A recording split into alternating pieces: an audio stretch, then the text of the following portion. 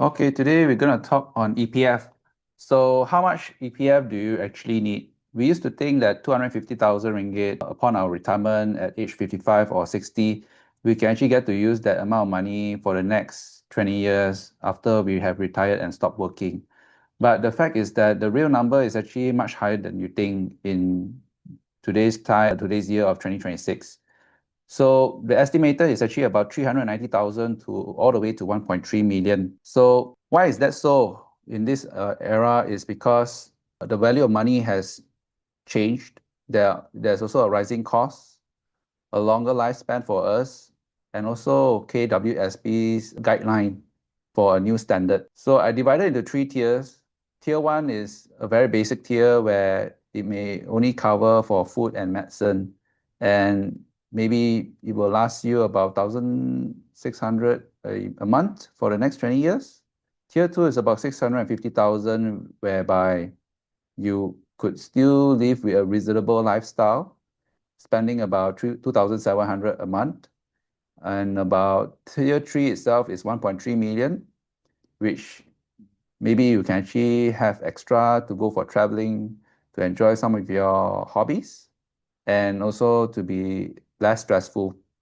You would spend roughly about 5,400 a month, right? So try to visualize that 390,000 would be a very basic just to get through your daily day-to-day sustenance and as well as any medical care. Whereas for 650,000, you will be able to live a very modest lifestyle, all right? And 1.3 billion, you'll definitely be able to travel around. Of course, depending on your expenses, you may want to budget it, all right? So to assess yourself, these are the benchmark and whether you are on track or not on a yearly basis. Whether at age of 25, you used to be 10,000. Right now, maybe you may need to save up to 24,300, for example. All right. So as you grow older, your target will be higher because your age, you do not have as much as compared to when you're younger. You need to actually snowball that effect. So that's why you need to have that amount when you reach a certain age. So action plan.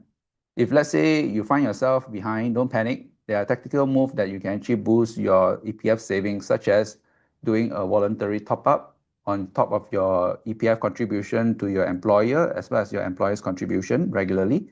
And of course, if it's the government right now opening a country, you may want to limit that withdrawal to keep the funds growing. And of course, you can actually claim some free government cash incentive. Another thing is that there are also some products, investments within EPF account itself. My suggestion is that if possible, try not to use the money within the retirement account because at the end of the day, this is a retirement account. You will want to not touch the money, let it grow compounded so that once you are retired, you can actually use that money for your retirement days. So first one for voluntary top up itself, you can actually add up to manually 100,000 ringgit a year via the iAccount app. So you can actually have the flexibility to contribute as and when. If let's say you are not able to contribute up to 100,000 a year, it's fine. As long as you know how much you are lacking behind or you would like to do a top up extra, you can actually do so at any time. All right. Tactical move for number two is to stop the leakage. Why is that so? It's because EPF itself provides a dividend of 5 to 6% annually, and that is way higher than your fixed deposit rate in the bank, for example. So if you have the urge to resist the use of your retirement money itself, you'll definitely see that during your retirement years, you will have more money to use. All right.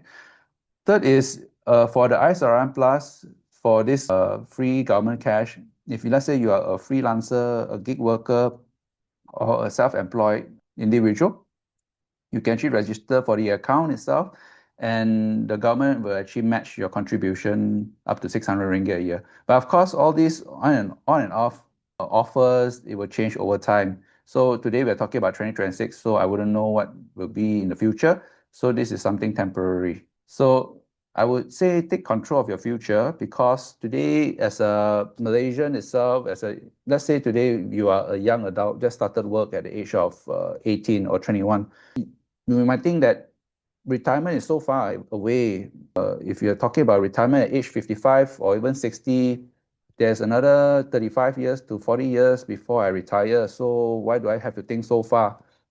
I would say starting early is always good, because we are talking about compounding interest. Compounding interest is where today, if let's say you have saved this 1,000 ringgit, and let's say EPF gave you a 6% return, that is 60 ringgit.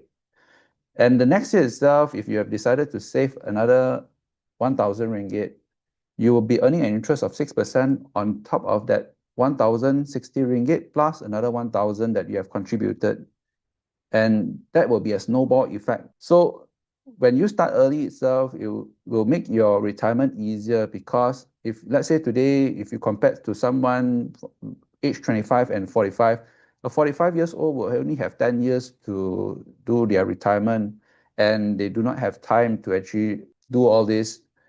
Or they would have to, I would say, contribute a much more higher sum. Let's say, for example, a 25 years old person would contribute maybe 200 ringgit to achieve his or her retirement. But for a person who is 45, for example, they may have to contribute maybe 1,000 ringgit a month in order to meet the target of retirement, because they have only 10 years to accumulate, whereas a younger person has 30 years to accumulate.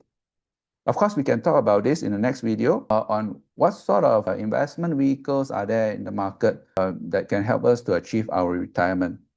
Thank you. I hope to see you in the next video.